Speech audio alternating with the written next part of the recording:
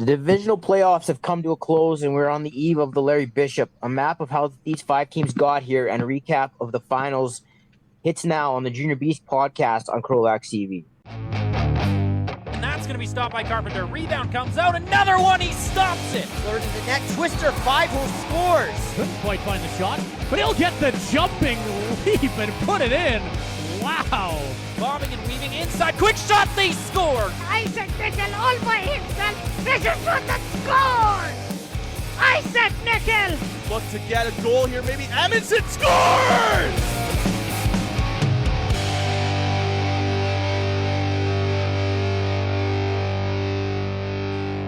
Welcome back to the Junior Beast podcast. As always, my name is Keenan, joined by my co-host Muhammad.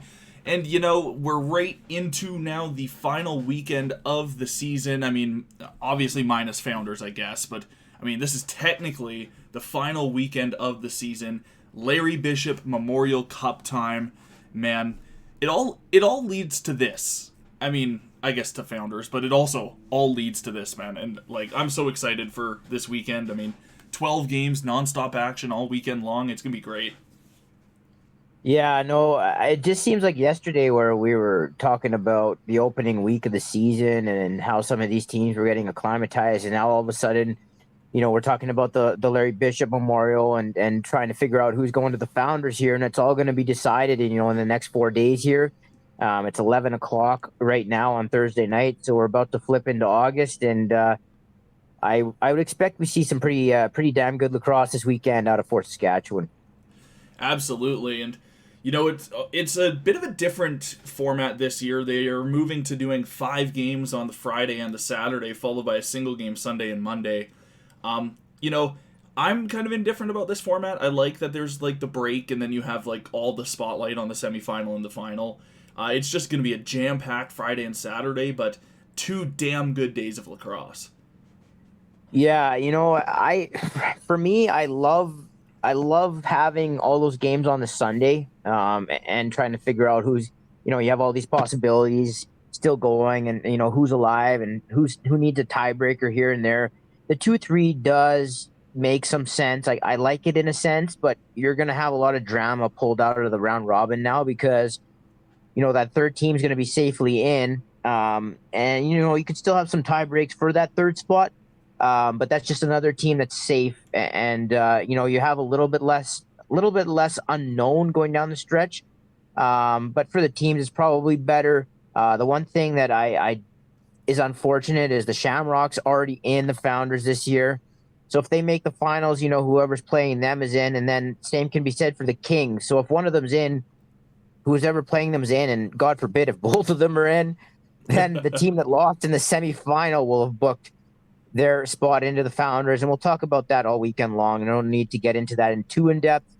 The only other thing is I would love to see that Sunday game since we only have one at night. I just think it builds so much more suspense, and you get that whole day to look forward to it. Kind of sucks that it's at 2, but it'll be a good game nonetheless, I'm sure. And I know Dave and the Rebels are going to put on a fantastic tournament, so I can't wait to see how it all plays out. Absolutely. I've been actually over in the arena for the last few hours, getting everything set up for the Larry Bishop, and man, I'm excited for this weekend of lacrosse. That much I will say. So, well, 5 teams, they've punched their ticket to the Larry Bishop dance.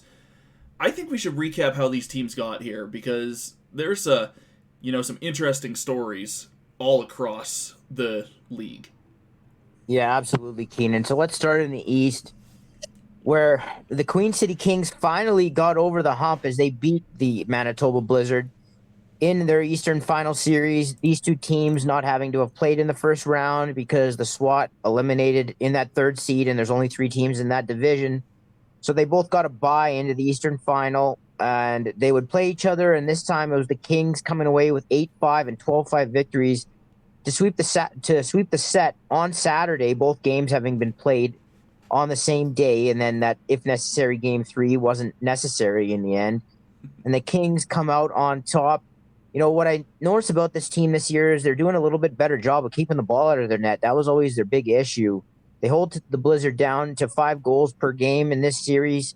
get some balanced scoring. They have those top end guns, by like McDonald, like Lenz. It's nice to see them kind of clear that hurdle of the Blizzard, who had given them so much trouble over the last few seasons, and to punch their first ticket into the Larry Bishop. I think that's a big step for that organization. Yeah, kudos to the Kings for finally getting the monkey off their back of the Blizz.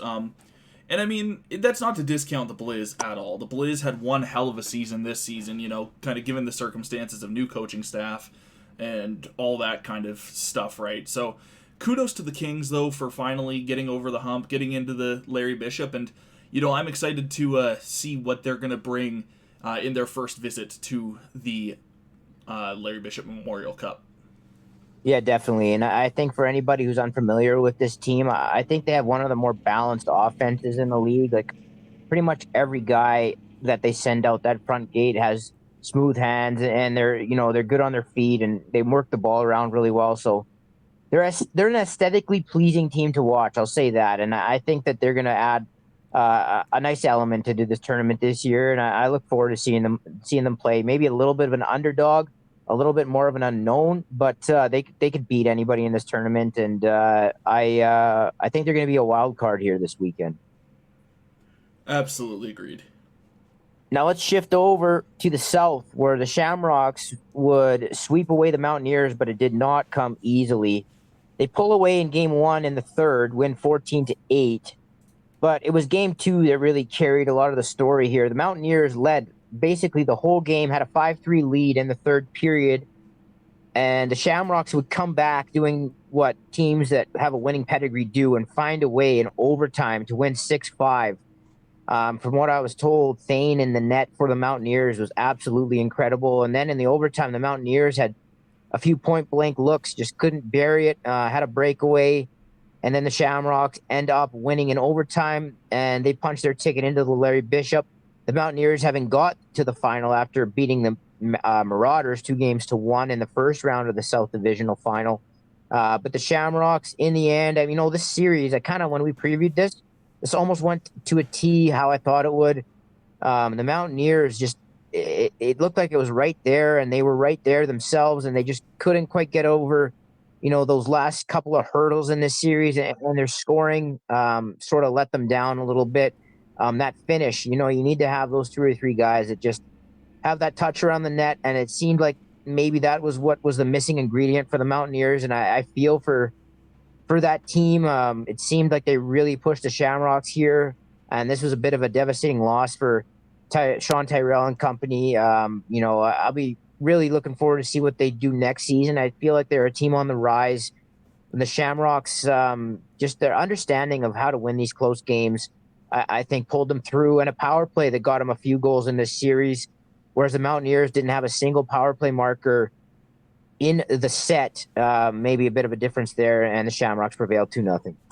Yeah, I think when it comes down to, anybody playing the Shamrocks, how do you not take the Shamrocks as the favorites, right? Like, the Shamrocks, just a winning culture, winning organization, just, like you said, a team that knows how to win games that maybe they shouldn't be winning even. Yeah, so, kudos to the Shamrocks, but also the Mounties, damn, they come about as close as you can come with, still kind of losing in 2 games. Nonetheless, I do think that the Mounties are going to be somebody to watch out for. I think that they made huge strides from this season over last season, and like you said, I'm excited to see what happens next season, because I think this is a team that honestly we could potentially be talking about the Mounties in the Larry Bishop next year. Yeah, for sure. And I think that's a very big step. I know that they lose the series 2-0, but experiencing those types of games can often be the difference, the next year, and understanding what it takes. And sometimes those types of losses lead guys to be a little bit more focused, a little bit more locked in, and even in the off season, just that extra added motivation. Maybe guys, get themselves in better shape over the course of the off season, things like that. Some fuel to the fire, and I think maybe perhaps the Mountaineers are starting to close the gap in the South on the Shamrocks, who have dominated it for so long. Now, before we get to what was easily the best final of the four series slate, let's talk about the North, where the Rebels would dispatch of the Crew 2-0. And disclaimer on this series, the Crew, by the time game one ended, were pretty beat up. They had a lot of injuries, and they were pretty shorthanded, I should say, in this series, at least by the time game two rolled around. And the Rebels would take advantage. They got out to a big lead in game number two and sort of salted the series away. They even played runtime in the third period of this game number two, and it's probably the first time I've ever seen that at this level. The Rebels, from their side of things, they've gotten back some offensive guys, some front gate guys that have really bolstered their team. That's kind of what they were missing for most of the year. They've got a lot of depth now, a lot of guys that can roll out. And, they're a little bit healthier than they were. But this series itself, not really much to talk about. The first period was good of game one. Both teams were going at it, playing good defensive, lacrosse. Horn was awesome in the first period of game number one. And then, there was a couple of questionable goals in the second period that kind of broke that game open. And then from there, it was all downhill. But I thought that this series was more about kind of just getting it done with. Not a lot to talk about here. Both of these teams, of course, as we'll talk about in a second, in the Larry Bishop. Not much else to say here. Keenan, the Rebels just kind of walked through this division all year, and that's kind of what happened in this series. Yeah, I think we all kind of can say, the Crew seem to have their struggles at times this year. I mean, sure, they were having their great moments throughout the year, as every team does, but there were times where they struggled, and the Rebels are one team that kind of everybody struggled against, and I think the Rebels kind of showed their I don't want to say domination, but they kind of showed their domination in that series, just being like, hey, look, we're hosting the Larry Bishop, but we're not in because we're the host, we're in because we're good, kind of thing, right? So I think the only other thing I want to mention is actually so you and I had called game number 2 there from Performance Arena in St. Albert. That's the game that Ryland Walsh ended up getting thrown out of with 5-minute fighting, 5-minute aggressor, and then obviously the game misconduct for fighting. Tonight I was out in Fort Saskatchewan, obviously getting things set up, and talking to Ryland, he said that he ended up getting suspended for 3 games, so he will sit all of the first 3 matchups for the Rebels in the Larry Bishop, but he will get 1 game in, and that's going to be the final game against the Mavericks on the Saturday. Did he? I'm just interested because I didn't really see what happened or what took place. Did he tell you why he got the 3 games? No, I didn't hear exactly why he got the 3 games, but he did say that he is suspended for 3 games. Okay. Yeah, I mean, I figured he'd get 2 because he got 2 game misconduct, so I figured he'd get 2. I was just curious where the 3rd game came in. Yeah. But again, I didn't see it, so I don't know what the deal is. On the official penalty sheet, it does have game misconduct 2 majors and game misconduct fighting. So yeah, I don't know where the 3rd game comes in, unless the league felt that maybe he was jumping whoever it was. I think it was Smith that he was jumping. Or Ferretti. No, Ferretti. Yeah, Ferretti. Yeah. So. Unless that's the reason why, but nonetheless, he did say that he has 3 game suspension. I wouldn't expect Ferretti to be available either because there was that spitting incident, and that's usually a gross misconduct. So yeah, I would imagine he's not available either. But I haven't heard anything, and I haven't asked around about it yet. So, but we'll don't be surprised in the morning. And I mean, by the time you're hearing this podcast, the games are probably already happening now. So. By this point, you probably already know if Ferretti's in or not. Yeah, but they do play at 9 a.m., which I want to talk about in a second. But yeah, no, that was just the whole thing. The whole incident there was unfortunate, and that's all we really need to talk about there. The one on a positive note, I want to mention, man, Noah Reich. I know we were doing the game number 2, from Service Place, as you were talking about. And early in the game, I remember pointing out to you on color, watch for this kid. He's playing awesome lacrosse. He's all over every loose ball, pressuring guys, turning the ball over. And he ended up scoring 2 goals in that game. And that's key because the Crew have been missing they've been missing Will Drader immensely. For me, easily their best defender, and Reich has really stepped up and started playing really good lacrosse. So watch for him in the Larry Bishop. I just wanted to point him out. In fact, if I had a beast of the week this week, it would be Noah Reich. I thought that, the fact that they were playing with like 14 guys and he was all over the floor, not giving up. I thought that was just terrific to see, and so watch for him. He's playing awesome lacrosse. Just so you know, I do have an update. I was searching the RMLL site. They do have a suspension. They say Rylan Walsh suspended for 3 games as the RMLL official-in-chief upgraded the aggressor penalty to a match penalty. Hence, that's where the 3rd game is coming into play. And Julian Ferretti was issued a gross misconduct, so he's suspended for 4 games. So he will not play unless the Crew make it to the semifinal or final. Okay, yeah, I figured so. Good call looking that up. Yeah, I guess I could have done that. I don't know why. That section of the RMLL site is like almost hidden. It's in like it the really back. is. Yeah, I never go on there, so that's probably why I never thought that. All right, as Darren Bray is texting me that he's at the arena right now, which is BS. But anyways, folks at home, again, it's 11:30 at night. All right, so that wraps up the North, and let's go over to the Central, where this series was the series to talk about here between the Mavericks and the Chill. And thankfully, if you're a lacrosse fan of any kind, I hope you tuned into this series because all 3 games were streamed. Unfortunately, the second game that we had the guys down south do, the internet wasn't working, but it was put up after the fact on recording. But nevertheless, so the Mavericks do all their home games, and they had 1 and 3 for you.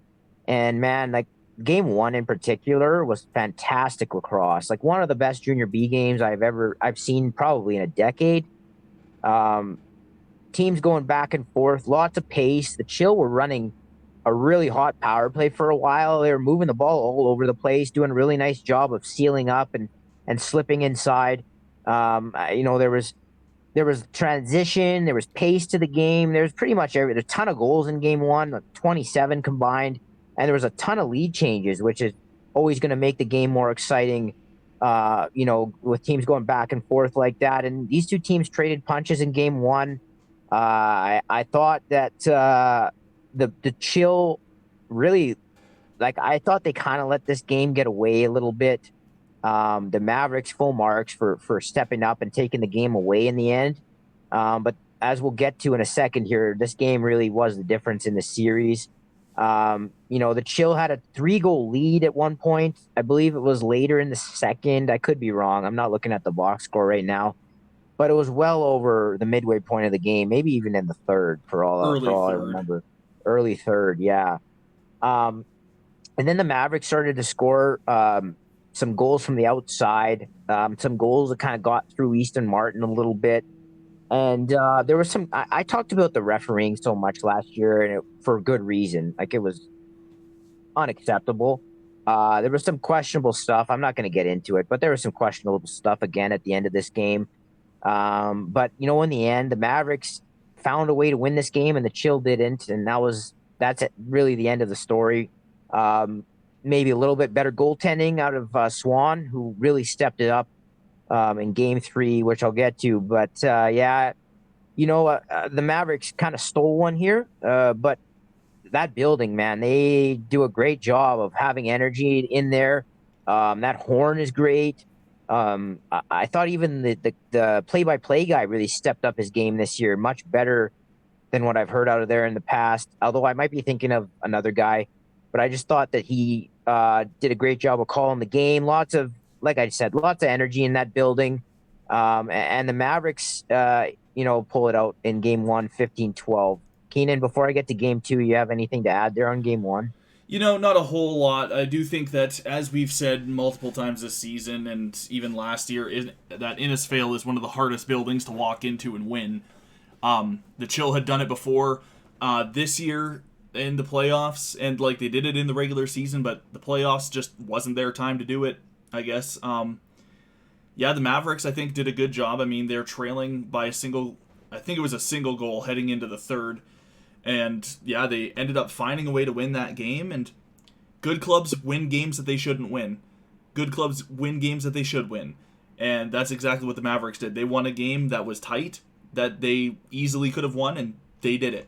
So kudos to the Mavericks on that. And especially with their late 4-goal burst to kind of, tuck it home, as the Chill were up by 1 with under 5 to go, and then the Mavericks score 4 in the last 4 minutes to end up winning that game. Yeah, probably one of the best things you can say about a team is when the game is tied, it feels like they're up 1 or 2. Yeah. And the Mavericks are kind of like that. Like I say that all the time about Orangeville and Ontario Junior A. And the Mavericks are kind of like that. Like when the game is tied, you're almost expecting them to end up winning the game. Like when it's tied late, you're almost expecting them to find a way, and they found a way. And the Chill penalty kill really let them down, I thought, in this game, and that ended up being the difference. The Mavericks get a couple late power play goals. In the Chill's defense, there was a 5-minute holding call that I've never seen in my life in the 32 years I've been around lacrosse. 30 years I've been around lacrosse. Like, I've never seen a 5-minute holding call. And then there was something else that happened after that. But that's just, at this point, you got to find a way, and the Mavericks found a way, and they won the game. So they deserve all the credit there. And then game number 2, didn't really get to see it because of the internet issues, and by the time I knew the score and everything, I was listening to it on audio and didn't really watch it back. But it seemed like the Chill kind of controlled this game number 2 at home. They got out to a 3 or 4 goal lead about midway through and kind of did enough to get it home. The Chill looked, from what I could tell, trying to watch the game, although it was going, it wasn't really working very well. It kind of looked like they were actually countering with some transition on their own, which the Mavericks love to do. But I can't really comment too much other than the fact that the Chill did even this series up. And that sent it back for game number 3 on Monday night. And I want to say I love these games. I love these series extending into Monday. It gives you something to look forward to. And that building was packed for game 3. I was watching the game, and I just loved to see. It felt like it mattered. You know what I mean? Like, Yeah. It wasn't one of those games or situations where it was just two teams just going, you want this, you want it. I don't know if I really want it. Like, the fans, the people in that building, it mattered to. Those players, it mattered to. Both teams, it looked like they were, there for one reason and one reason only, especially the Mavericks, as I'll get to. But I just thought it was great for Alberta lacrosse to see that type of environment in a game number 3, a deciding game. And this was simple for me. The Chill just didn't play their game. And the Mavericks did. The Mavericks played their game to a T. They were pressuring the ball all over the floor, causing, I think there was one point where the Chill turned the ball over like 4 times in a row. Sometimes that was their own doing, but other times it was because the Mavericks were just all over them, pressuring them, doubling. And from a Chill standpoint, I just was disappointed because I thought that they would be more prepared in the sense that they were trying to carry the ball everywhere. And when the Chill are on, like, they're zipping the ball all over the floor. They're utilizing space well. They're working to free each other up. And the ball's like, going diagonally from shooter to crease. They're sealing down. They've got off-ball cutters, and it just wasn't there. It almost like the Chill kind of, and again, I want to start off by point A being the Mavericks playing their game and playing very well and seizing the moment. But point B is that the Chill just kind of played into it and let it kind of exponentially get harder and harder for themselves.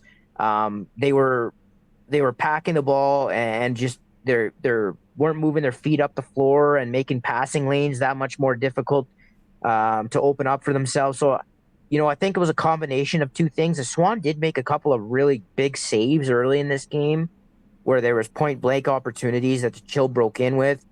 And then the Mavericks just kind of took over and just gave the Chill no space, no room. And it was turnover city. The Mavericks capitalized 2 or 3 times in transition, and that was the difference. In a 6-1 final, man, it doesn't take a whole lot to tilt the floor. And and the Mavericks just took the game. They took the game from the Chill, and they go back to the Larry Bishop for the second year in a row and look to make their second Founders appearance in as many seasons as well. Yeah, the Mavericks, just phenomenal playoffs. I mean, yeah, sure, the series was extended to 3 games.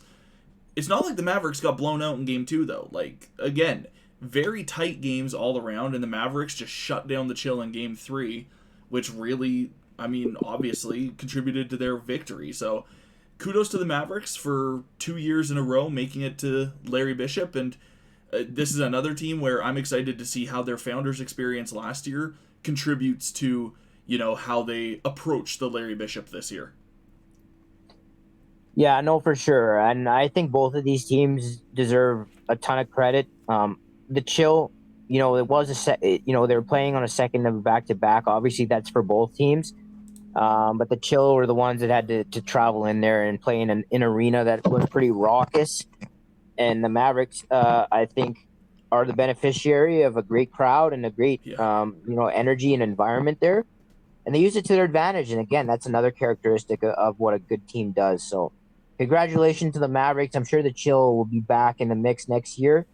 I had a chance to talk to their head coach, Brett Barron, a little bit. He was excited. It was during the series a little bit. And, he was saying, he told me, he's like, I think that was the best junior B game of lacrosse I've seen in, a very long time. And I agreed with him. I watched it pretty much from start to finish. And, that was probably the best game of the series was game number 1, to be honest with you. And, nice to see it go the distance and nice to see a series that looked like it really mattered to both teams. And it should serve the Mavericks well here as they go into what's going to be another tough weekend of lacrosse. Absolutely. All right, Keenan. So now that we've wrapped up the playoffs, all the playoff talk, and talked about how each of these 5 teams have gotten there, your North champion will be the Rebels. Your second team in from the North is the CROW. The South champion is the Shamrocks. The Central champion, the Mavericks, and the Eastern champ, the Queen City Kings. We can start talking about the tournament a little bit itself. There's 5 games on the Friday, which is just hours away now. We'll be leaving here in about 8 hours to go out to Fort Saskatchewan. Yeah. For a great 9 a.m. start. And the CROW are going to have to play at 9 a.m. both days, actually. But I'm going to talk about that actually in a second here because I actually think it might work to their advantage in the first game.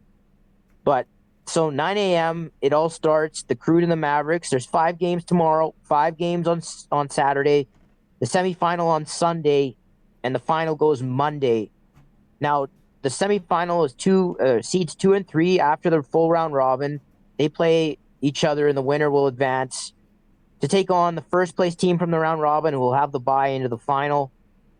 And that's pretty much the breakdown of the format. Now, the opening game, Keenan, I have some thoughts on this. The CROW and the Mavericks. So, what do the Mavericks love to do? I talk about it all the time. Pressure you all over the floor, create turnovers, take time and space away, and capitalize on your mistakes, right? Yep. So, this game's at 9 a.m. I think that works into the CROW's favor. Now, I imagine the Mavericks are going to be coming in tonight, I'm sure they're already here. I would think, anyway. I think it'd be crazy if they leave at, their house at 4:30 or 5 a.m. But anyway, I expect them to be here, but it's a 9 a.m. game. No matter if they're here or not, it's a lot tougher just body clock-wise and energy-wise. It's tough to play that style of lacrosse that early in the day. And I think the CROW might benefit from that in the sense that the Mavericks might not be as sharp with their style of play, and maybe they have a little bit more time and space to operate, and maybe they can find some confidence early in this game. I think for the CROW, their power play is going to have to be sharp, and Horn obviously is going to have to get off to a hot start here. Very tough game for them to open up with, but I do think it lands in a nice spot for them. So just keep that in mind as that game approaches here in just a matter of hours. I don't know if you have anything to add to that, Keenan, but I've been thinking about this for the last couple of days, and it would not shock me if the Crew give them a hard time. And traditionally, the Crew do play the Mavericks. Granted, the two games were both in St. Albert, but both games were ties. So that's very rare for two games between two teams to land on. It's rare for a tie in lacrosse anyway, but for two teams to play back-to-back years to draws is rare. So the Crew do the Crew do kind of play them a little tough.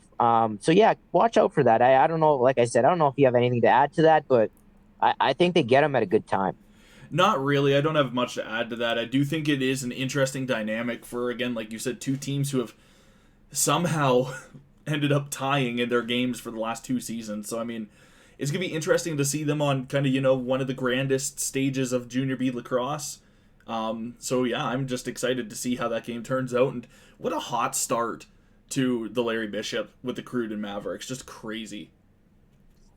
Yeah, and it's a bigger game, too, than it would be in another year, because in a way, those three teams are competing with each other for that Founders Bowl. Not in a way, they are. So, like, those games against each other are more important than the other ones. Yeah. Now, obviously, you want to stack wins so you can end up as high as you can in the standings.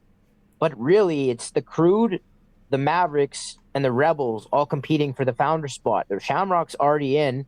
The Kings already in. The Shamrocks, of course, the hosts, and the Kings will be representing Saskatchewan at the Founders as the Eastern champ. So it's a bit of a tournament within the tournament. And so those games are going to take on more meaning. So a big-time game opening up there. And then the Crew, there's another game. I can't remember. I don't have the schedule in front of me right now, which I probably should. But I do know the Crew then come back and play at like 3 o'clock or something, like right away again against the Shamrocks. I think that's the third game of the day. I think the second game of the day is Rebels Kings. Is that correct, Keenan? Yes, so I'll give you a quick rundown of the Larry Bishop for you as well as for the listeners listening to the Junior B. So Friday for day one, the 5-game slate, 9 a.m. Crew and Mavericks, 12:15 p.m. Rebels and Kings, 3 p.m. will be Crew and Shamrocks, 5:45 p.m. will be Kings and Mavs, and 8:30 p.m. will be the Rebels and the Shamrocks. Day number 2 will be the Crew versus the Kings to open up Saturday at 9 a.m., 11:45 a.m. the Mavericks and the Shamrocks, 2:30 p.m. the Rebels and the Crew, 5:15 p.m. Kings and the Shamrocks, and the round robin will close on Saturday at 8 p.m. with the Rebels and the Mavericks, followed by then the semifinal at 2 p.m. on Sunday and the final at 2 p.m. on Monday. Should mention, Keenan, there's also two teams here making their first appearance in the Larry Bishop. Talked about it already with the Queen City Kings. They'll be making their first appearance. And the St. Albert Crew, who will be also making their first appearance in the Larry Bishop. The last time that they were in the Alberta final was 2013. I was actually coaching on that coaching staff that year. We ended up losing to the Mountaineers, who were a dynasty at the time, in 2013. And other than that, the Shamrocks have been a number of times. The Rebels making, I think, their 5th trip to the Larry Bishop, 18, 19, 22. Sorry, not 24. So I think it's their 4th 18, one. 4th. Yeah, 18. I was thinking 22, but no, they lost in the final. So yeah, 18, 19, 24, 25. So I believe it's their 4th. And the Shamrocks have been 6 times, maybe 6 to 8 times.